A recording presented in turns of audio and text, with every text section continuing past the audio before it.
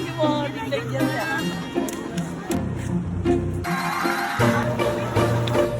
what up mga G? It's me again, Kenji Soriano. Ang sabing lately nyo man ako araw-araw. Aangat, papalakpak din guys sa akin pagdating ng araw. OMG bro. For today's video guys, punta nga pala kaming Grotto Vista. Syempre, alay lakad ngayong April, di ba? Kaya dyan naglakad-lakad na nga pala kami. At dyan nga sa bunsod nga mabati kami ngayon ha. Best friend kami ngayon, di mo na kayo mag-aaway. Pero mamaya talaga galit na galit sa akin yan. Lagi ganyan yan pag nakita ako eh.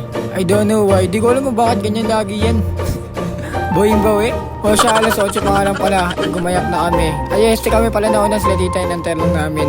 At dyan pumunta ka pala kami ng una dito sa may patok lang namin sa may dulo. Doon nga pala kami dumanong una kaso wala nang dadaanan doon sabi ni Puro. Kaya bumalik ulit kami papunta kami ng parang rapper ah.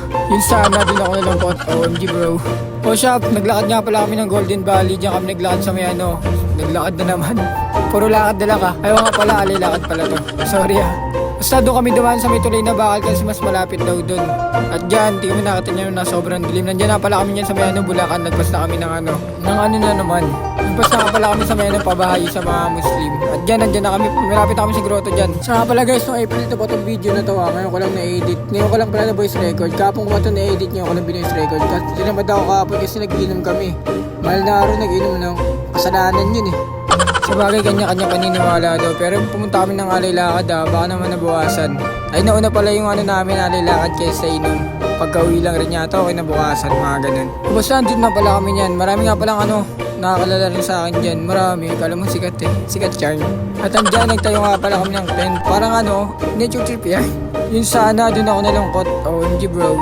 Dyan si tawa ng tawa makasalanan. Patid kaya ata nagbibideo nito tapos nagpa-flashlight lang siya. Hindi ko alam kung anong ginagawa na nag-aasaran niya ata sila. Parang nakatama nag-voice over. Pero okay na yan. Laban to eh. Well, ako na to. Ayan, pumasok na nga sila sa loob. Diyan na sila natulog kasi pagod na pagod sila kakalakad. Hindi na sila naglibot dyan. Di ba dapat may pupuntahan pa dyan? Kaso din sila nakapaglibot-libot. Natulog na lang sila dyan. Tapos kami dyan nakaupo na lang din.